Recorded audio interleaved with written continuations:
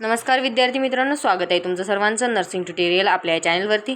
चला तर आपण सुरुवात करूया.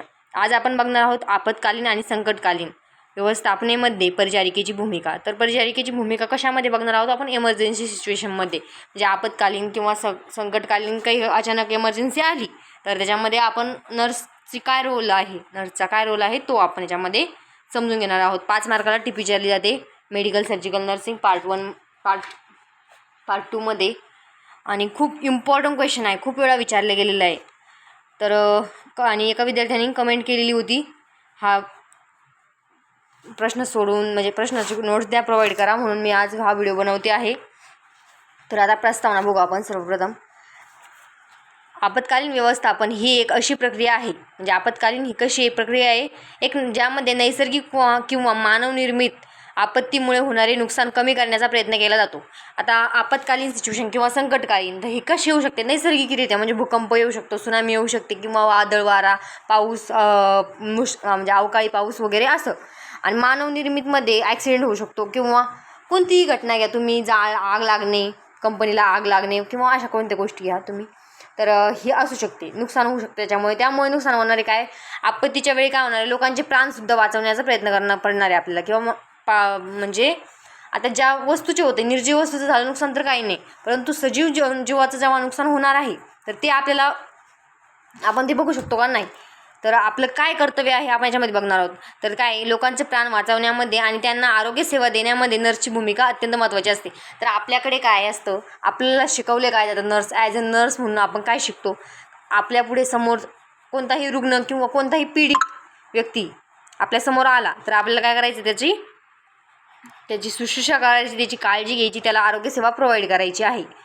तर अशा पद्धतीने आपत्कालीन तुम्हाला समजलं आपत्कालीन आणि संकटकालीन व्यवस्थापनामध्ये परिचारिकेची भूमिका काय आहे ते प्रस्तावनामध्ये व्यवस्थित एक्सप्लेन केलं आपण. आता role of the nurse in disaster management. तर आपण आता कर्तव्य बघू, काय काय कर्तव्य असणार आहे. तर प्री डिझास्टर फेज, म्हणजे आपल्याला जेव्हा आपत्ती होण्यापूर्वीचा टप्पा, म्हणजे तयारी काय काय करायची. आता आपत्ती होणार आहे किंवा आपल्याला माहिती झालं इकडे आपत्ती झालेली, तर आपण याच्यापूर्वी काय काय करणार आहे, तर नियोजन करणारे, प्रशिक्षण देणारे आणि साधनांची उपलब्धता आणि जनजागृती करणारे.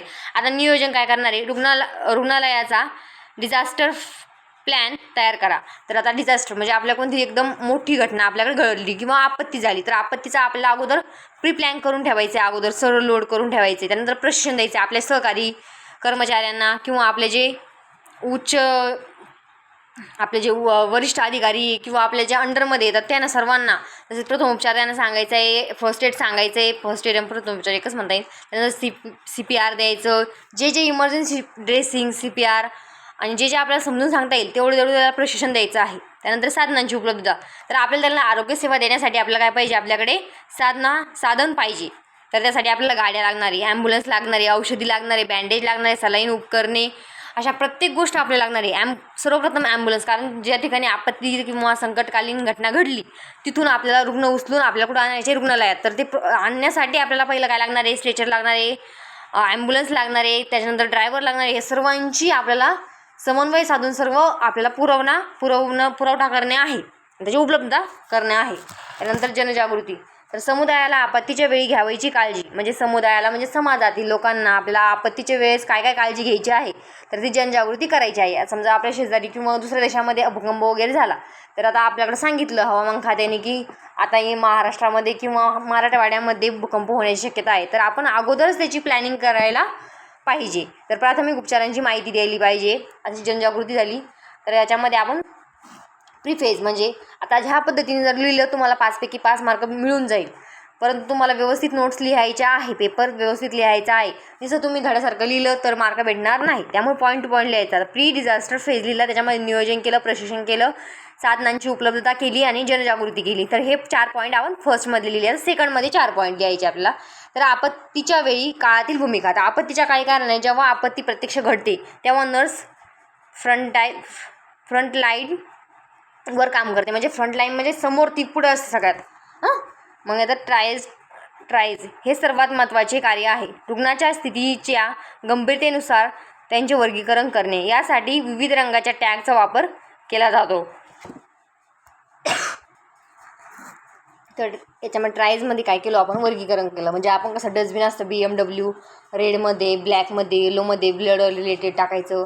तर अशा गोष्टी आपण BMW तसं आपल्याला लक्षात ठेवायचं. लालमध्ये काय करणार आहे आपण, अत्यंत गंभीर आणि तातडीची, याला लाल कलर आपण असं गांभीर्याचं धरू शकतो आपण.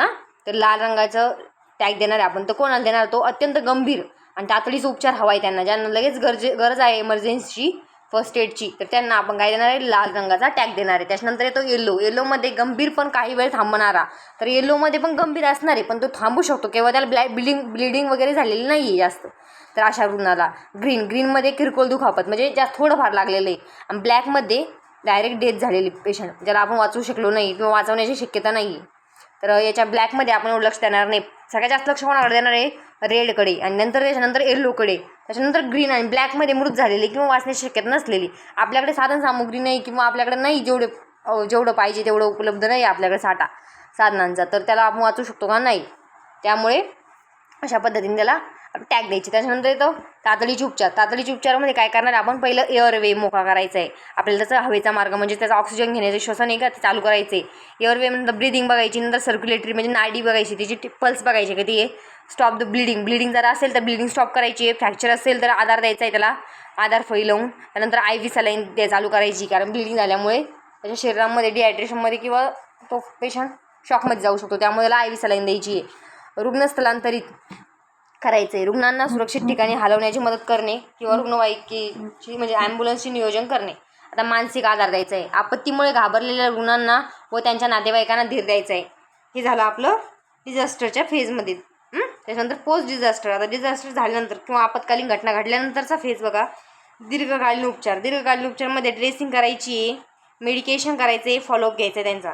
त्यानंतर साथीचे रोग रोखणे, एखाद्या साथीचा रोगचं पण आपत्ती येऊ शकते आपल्याकडे, तर त्याच्यासाठी आपल्याला साथीचं लसीकरण करायचे, स्वच्छता ठेवायची. त्यानंतर समुपदेशन करायचे, नोंदी अहवाल मेंटेन करायचे. परिचारिकेमध्ये असलेले गुण, तर आवश्यक गुण कसे पाहिजे, तर निर्णय क्षमता, तिला ताबडतोब निर्णय घेण्याची क्षमता तिच्यामध्ये पाहिजे. जे सिच्युएशन आलेली तिला हँडल करता आलं पाहिजे. नंतर चपळ पाहिजे, धैर्यवान पाहिजे, संवाद कौशल्य पाहिजे तिच्याकडे, निर्णय क्षमता चांगली पाहिजे. अशा पद्धतीने तिच्याकडे हे गुण आवश्यक असतात. तर व्हिडिओ आवडला असेल तर लाईक करायचं आहे, चॅनलला सबस्क्राईब करायचं आहे आणि जास्तीत जास्त व्हिडिओ शेअर करायचा आहे. आणि तुम्हाला अजून यानंतर कोणता व्हिडिओ पाहिजे किंवा कोणता टॉपिक तुम्हाला समजून सांगायचा आहे तर त्याचे तुम्ही कमेंट करा. आता सध्या आपण मेडिकल सर्जिकल नर्सिंगचंच बघतोय, तर मला तरी वाटतं आपण हा विषय कंप्लीट करून घेऊ, त्यानंतर दुसरे सब्जेक्ट आपण फोकस करू.